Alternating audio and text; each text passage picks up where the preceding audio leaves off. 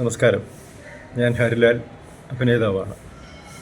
ഈ അടുത്തിടെ റിലീസായ കർത്താവ് ക്രിയാകർമ്മം എന്ന ചിത്രം വളരെയധികം അംഗീകാരങ്ങൾ കേരളത്തിലും കേരളത്തിന് പുറത്ത് ഒക്കെ ധാരാളം അംഗീകാരങ്ങൾ നേടിക്കൊണ്ട് അത് നല്ല രീതിയിൽ പ്രദർശിപ്പിച്ചു വരികയാണ്. അഭിലാഷ് എസ് എടുത്ത ഈ ചിത്രം 3-4-5 കഥാകൃത്തുക്കളുടെ കഥയെ ചേർത്ത് ഒരു അപ്രകാവ്യമാക്കി അഭിലാഷ് മാറ്റിയിരിക്കുന്നത്. കഴിഞ്ഞ 1 വർഷമായുള്ള അദ്ദേഹത്തിൻ്റെ ശ്രമഫലമായിട്ടാണ് ഈ സിനിമ പൂർത്തീകരിച്ചത്. വലിയ ബിഗ് ബഡ്ജറ്റ് ചിത്രമൊന്നുമല്ല, ചെറിയ രീതിയിലുള്ള ഒരു സംരംഭം. കാരണം ഇക്കാലത്ത് വലിയ ചിത്രങ്ങളൊക്കെ നിരവധി ആഴ്ചതോറും ഇറങ്ങിക്കൊണ്ടിരിക്കുമ്പോൾ ഇതുപോലുള്ള ചിത്രങ്ങൾക്ക് അംഗീകാരവും ജനങ്ങളുടെ മനസ്സിൽ കയറാനുമൊക്കെ സമയമെടുക്കും. എങ്കിലും ഇത്തരം സിനിമകളെ ഗൗരവതരമായി കാണുന്ന സംവിധായകരുടെ സംരംഭത്തെ തീർച്ചയായും നിങ്ങൾ പ്രേക്ഷകർ പ്രോത്സാഹിപ്പിക്കണം. ഇതിൽ അറിയപ്പെടുന്ന പ്രശസ്തരായ നടീനടന്മാരൊന്നുമില്ല. പക്ഷേ തങ്ങളെ ഏൽപ്പിച്ച ജോലി അഭിലാഷ് ഉദ്ദേശിച്ച രീതിയിൽ കഥാപാത്രങ്ങൾക്ക് മിഴിവ് നൽകുവാൻ പലർക്കും സാധിച്ചിട്ടുണ്ട്.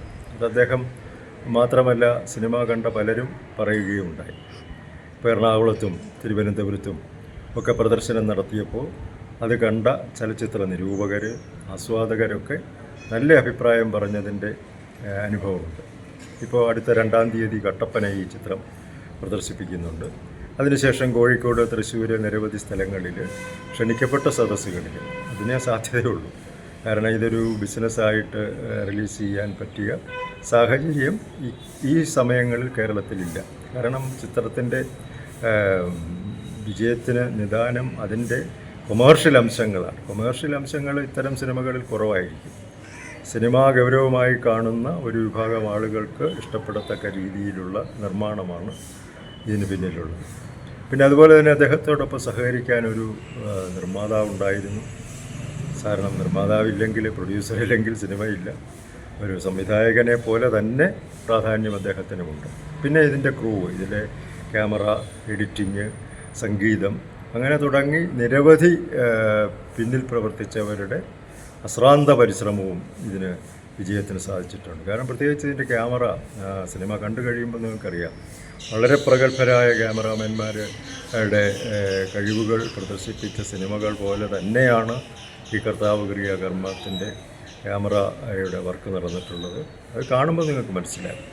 പിന്നെ മിതമായ രീതിയിലുള്ള സംഗീതം, അങ്ങനെ സാങ്കേതിക രംഗത്ത് നല്ല രീതിയിലുള്ള പെർഫെക്റ്റ് ആയിട്ടുള്ള ഒരു നിർമ്മാണമാണ്, അല്ലെ ഒരു സാക്ഷാത്കാരമാണ് അഭിലാഷസ് ഈ സിനിമയിൽ നടത്തിയിരിക്കുന്നത്. അദ്ദേഹത്തിന് ഇതിനു മുമ്പ് നിരവധി ഫീച്ചർ ഫിലിമുകൾ അദ്ദേഹം നിർമ്മിച്ചിട്ടുണ്ട്, ഷോർട്ട് ഫിലിമുകളുണ്ട്. ചിലതിലൊക്കെ എനിക്ക് പങ്കെടുക്കാൻ സാധിച്ചിട്ടുണ്ട്.